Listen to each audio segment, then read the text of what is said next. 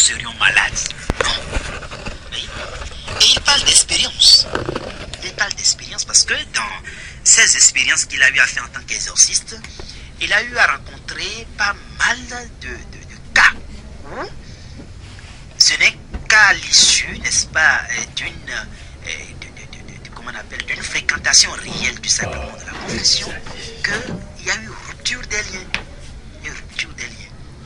Et Monseigneur Tourniol de Clos dit d'ailleurs qu'il n'y a que le prêtre, et j'y souscris entièrement avec lui, qu'il n'y a que le prêtre dont les mains sont consacrées avec cette garantie d'authenticité pétrinienne qui peut imposer les mains. Alors qu'on ne nous crie pas surtout, Dieu est partout. Parce qu'on entend dire, Dieu est partout. Bon, Dieu est ici, Dieu est là-bas, Dieu est dans l'église, Dieu est ailleurs. C'est vrai, Dieu est partout, il est omniprésent, il est omnipuissant, il est omniscient. C'est vrai. Il n'agit pas par quiconque. Il est cependant absent, où sont absents amour et charité. Il est cependant absent, où est absente la vertu de l'obéissance. Et il n'agit pas par quiconque. Si c'était le cas, il n'aurait pas nommé Pierre comme étant, n'est-ce pas, le premier parmi ses pères, afin d'affirmer ses frères dans la foi. Il aurait pu demander à tous pour que chacun fasse ce qu'il pense. Voyez? Donc, il y a de l'ordre en tout. Or, où est l'Eucharistie? Là sont présents amour et charité de Dieu. Et c'est un élément important dans le discernement. C'est un élément important dans le discernement. Le pape François nous le rappelle d'ailleurs avec force. L'Esprit de Dieu unit, l'Esprit malin divise. Là où il y a division, il faudrait déjà commencer par se poser des questions. Et combien de... Je vais utiliser là un thème un peu technique de Monseigneur Tourniol de Clos, frère Vivien. Combien de pranothérapeutes, voyez, c'est leur nom, pranothérapeutes, vous voyez, dans ces faux guérisseurs qui circulent les routes là, qui sont sur nos ondes, qui sont un peu partout, un peu comme notre ami là dont tu parlais il y a un moment, et qui estiment qu'ils sont chrétiens, et même catholiques, et qui peuvent, n'est-ce pas, guérir à partir, n'est-ce pas, de je sais quoi. On me le rapportait la fois dernière, que pas plus tard comment on appelle, dans un quartier de Cotonou, que je ne voudrais pas nommer ici, et qu'il y aurait une prétendue mystique qui demanderait à ses adeptes en griffe, connus de personne, qu'elle est chrétienne catholique, qu'elle va à la messe, et que de regarder le soleil, qu'ils verront le Saint-Sacrement danser dedans. Vous imaginez? Et voilà qu'une ayant fini de regarder, a eu les yeux abîmés, et devrait venir maintenant se confier, et c'est en ce moment qu'on a su que bon, il y a une situation de genre, et que c'est la fin de l'année qu'il faut faire le Goudio. Vous voyez, Goudio qui est en définition simple, ce transfert de vie en échange de la mort. Est-ce que cette pratique est catholique? Et où a-t-on jamais lu dans la Bible qu'il y a Goudio? Il y a problème. Il y a problème. Il revient à nous chrétiens de rester vigilants et de dénoncer ces pratiques auprès de nos curés, sur nos paroisses, afin que le démon ne passe pas par tous les moyens pour nous abattre, chers amis. Parce que c'est important. Et c'est d'ailleurs pourquoi Monseigneur Tourniol de Clos disait, mais que combien de pranothérapeutes, de prétendus charismatiques, de faux guérisseurs ou d'individus qui passent pour de saintes âmes ont la prétention d'imposer les mains, mais détruisent ici une qualité innombrable de personnes. Alors c'est inquiétant. Et après, on voit se développer quoi? On voit se développer chez ces personnes victimes donc de la possession, on voit se développer chez eux certains troubles liés à l'âme, que sont par exemple l'aversion sacrée, l'aversion à l'Eucharistie. Ils ne supportent pas l'Eucharistie. Il y a un problème. Ou ils ne vont plus à la messe. Mon père, dans nos paroisses, sur nos paroisses plutôt aujourd'hui, on trouve beaucoup de fidèles qui se ruent vers les responsables de groupe. Et moins de choses on dit, imposez-moi la main, imposez, les responsables le font. Est-ce que c'est pas avec beaucoup de risques? non seulement beaucoup de risques, mais c'est avec danger énorme. Parce que les mains qui imposent, les mains, n'est-ce pas, qui sont utilisées, qu'on peut ainsi le dire, et puis les têtes qui reçoivent ces mains sont-elles consacrées? Alors, les mains, ou bien ceux-là qui imposent les mains aux leurs, qui sont ces personnes? Elles ont été investies de quel pouvoir? On me dira, oui, nous avons un charisme. Je viens de le dire. Avoir le charisme ne suffit pas. Et qui a authentifié ce charisme? Qui peut dire avec garantie que ce que j'appelle charisme n'est pas plutôt un pacte? C'est l'Église qui authentifie, c'est l'Église qui légifère, c'est l'Église qui délibère. Et c'est d'ailleurs pourquoi il ne faudrait pas qu'on se laisse charmer ni séduire par qui que ce soit. Et si la personne n'est pas prêtre, ne laissons pas notre tête à la personne. Parce qu'il y a possibilité de transfert d'esprit. Allez voir les pères exorcistes, les cas auxquels ils sont confrontés. Ces possibles formes d'occultisme et de sorcellerie, déguisées en agneau, et qui justement sont à l'origine de beaucoup de blocages, de beaucoup de liens d'âme. Parce que j'ai remis ma tête à quelqu'un qui m'a imposé les mains. Mais au nom de qui il impose les mains? Et c'est pourquoi Monseigneur Tourniol de Clos dit que de ne jamais laisser notre tête à qui que ce soit nous imposer les mains. C'est capital. Je voudrais qu'on reprenne ça pour les auditeurs, pour qu'ils sachent vraiment à quoi s'en tenir. Parce que mon Dieu, on se met à genoux, il suffit de voir tel ou tel autre responsable là.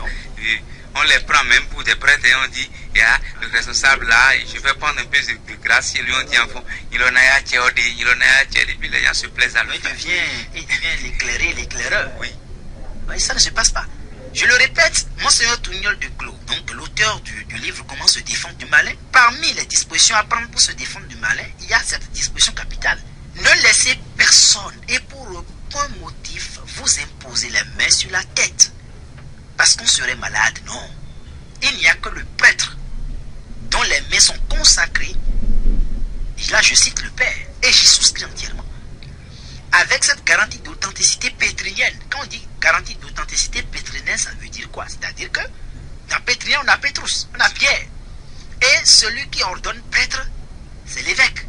Or, l'évêque est un successeur des apôtres. Il remonte toujours à Pierre ou à l'un des 12. Donc, il y a là une garantie. Parce que ce petit évêque est en communion avec l'Église. Et il faut faire attention. Il faut faire attention. Et Monseigneur Tourniol le dit, il n'y a que le prêtre dont les mains sont consacrées avec cette garantie d'authenticité pétrinienne qui peut le faire. Et je dis qu'on doit garder ce principe-là, on doit le garder chevillé au cœur. Puisque, comme je l'évoquais, les conséquences sont là et sont lourdes. Puisqu'on verra se développer chez ces personnes victimes l'aversion au sacré, l'aversion à l'Eucharistie. Et aversion à quoi? Ils développent de l'adversité. Ils ne supportent plus l'Eucharistie. Ils ne supportent plus les sacrements.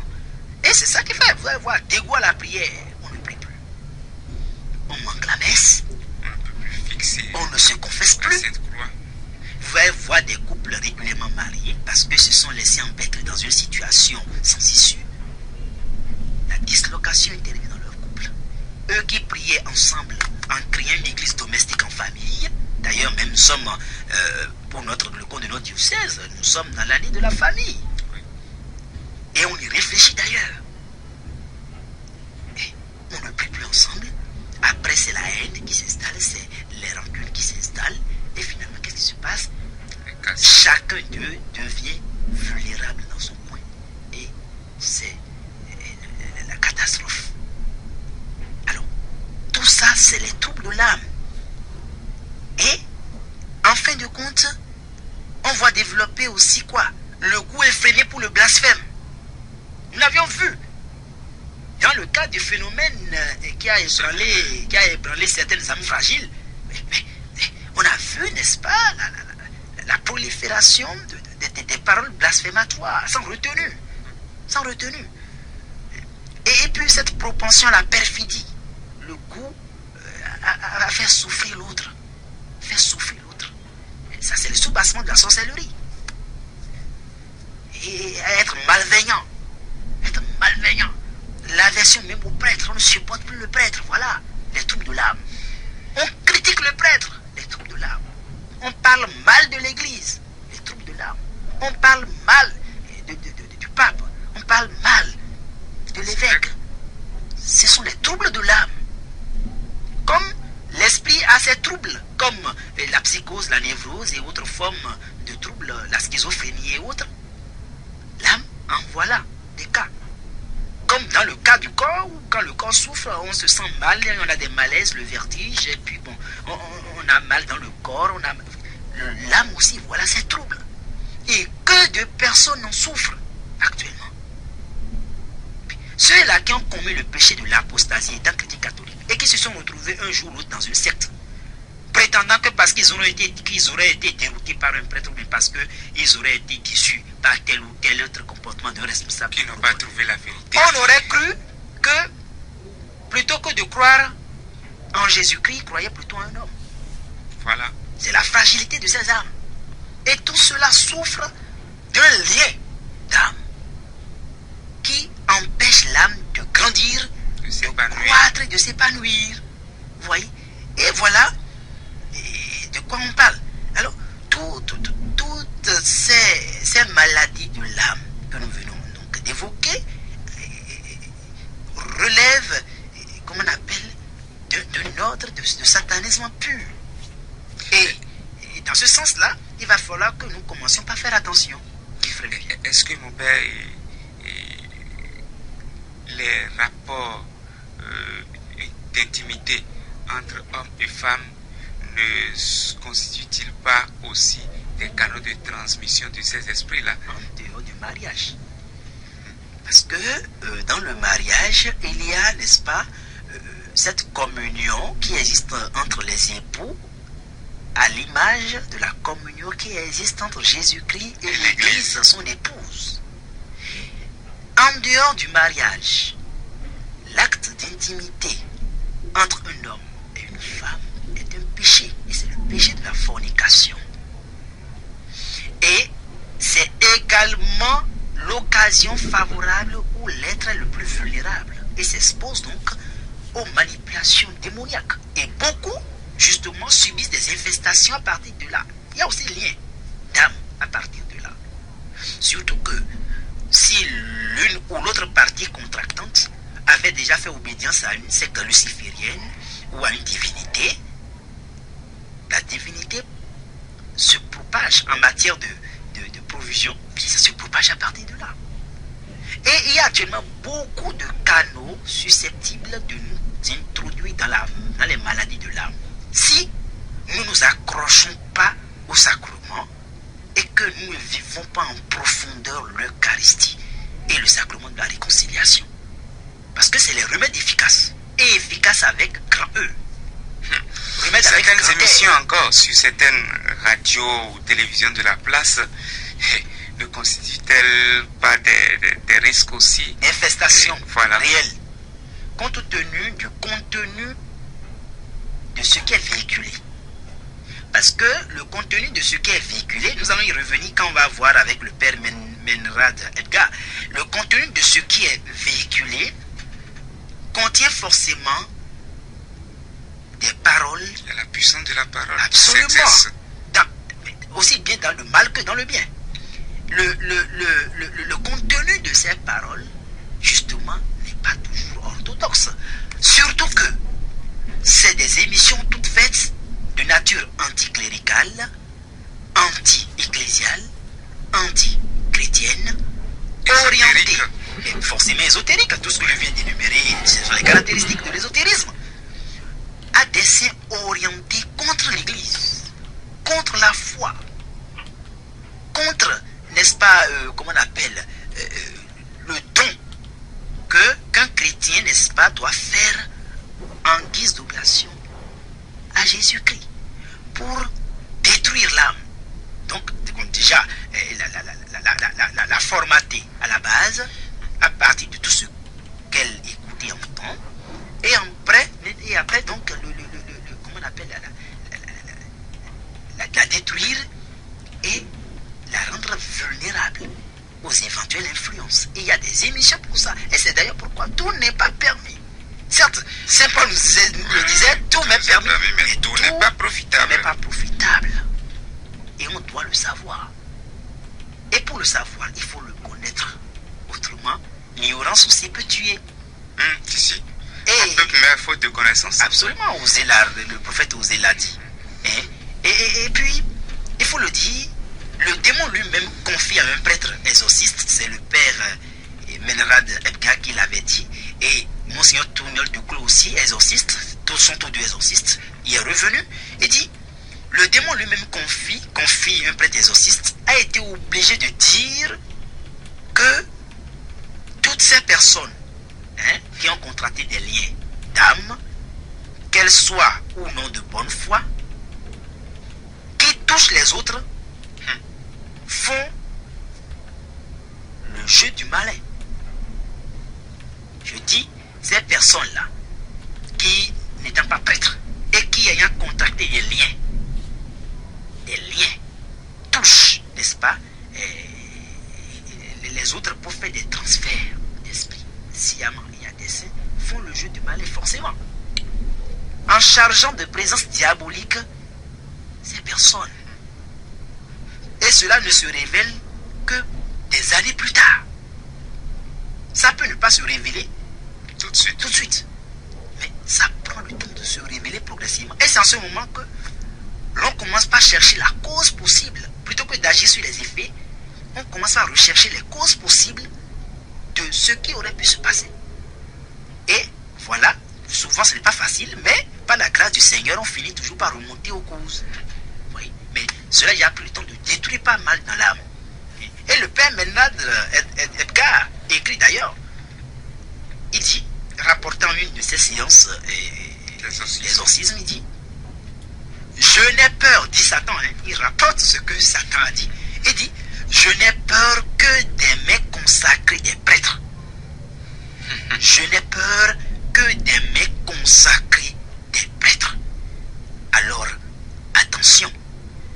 Un autre phénomène démoniaque en dehors de l'hypnose et du magnétisme, toujours dans le cadre de ces prétendues assemblées de prières hystériques et endiablées, auxquelles il va falloir faire attention. Un autre phénomène assemblées du show, comme disent les jeunes. Show. Il ne faut pas se laisser emporter, se laisser distraire. Il y a un groupe actuellement là, quand ils s'animent là, quand ils prient là, on a le bâton en main, on fait le tour de l'église, on dit Jésus. Et puis c'est comme si le bâton est là pour tuer Satan, quoi. Donc on le cherche dans les airs de l'église. Intéressant ça. Vous voyez, voilà, donc on aurait assisté à tout. Et j'aime une expression du père Michel Arodanti. Il dit, nous assistons actuellement aux diverses manifestations, comment on appelle, aux diverses formes de manifestations polymorphiques et culturelles du démon.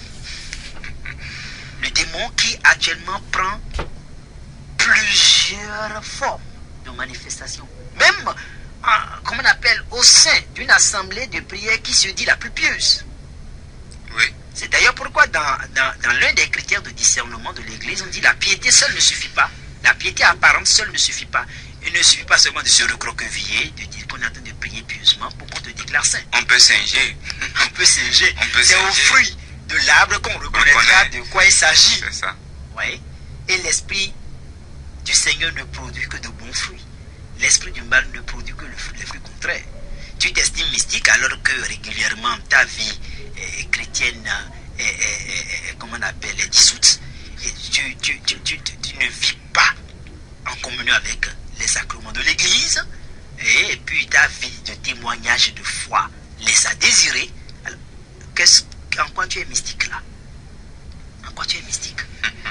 Et puis un autre phénomène démoniaque en dehors de l'hypnose et du magnétisme qu'on pourrait rencontrer chez les faux guérisseurs et qui peut donner lieu à de l'hystérie ou ou à de la fatigue spirituelle, affaiblissant donc notre volonté de combat Sécheresse spirituelle. oui, affaiblissant notre volonté de combat spirituel contre le péché. C'est ce que certains appellent, et je crois, le terme n'est pas encore très bien connu, mais certains le savent, c'est ce qu'on appelle la visualisation chamanique. Voilà encore un phénomène. Visualisation chamanique. Un autre phénomène qui existe d'ailleurs et auquel certains faussaires de Dieu font recours pour manipuler les âmes fragiles. Et il est bon que les amis auditeurs le savent. J'y faisais allusion lorsque je citais la lettre encyclique du pape Pie XII au sujet des pratiques démoniaques qui font passer l'erreur pour la vérité. Oui. C'est toujours dans le désir de recouvrer une certaine guérison physique, organique ou mentale que l'on peut tomber dans ces pièges du malin. Et ce type de visualisation prétendue est une constante de l'occultisme ou de l'ésotérisme. Et nous allons développer cela dans l'émission prochaine pour attirer l'attention de nos chers amis auditeurs sur les différents pièges du démon qui existent et qu'on doit débusquer à tout prix pour rester en paix et rester unis à l'église. Beau temps d'écoute, sitôt fini, amis auditeurs, ce n'est pas bien grave. Nous allons rattraper la prochaine fois, mais je vous invite à la prudence. Prudence, pas en tant que condom, mais prudence en tant que vertu cardinale. À la prochaine. Choisis.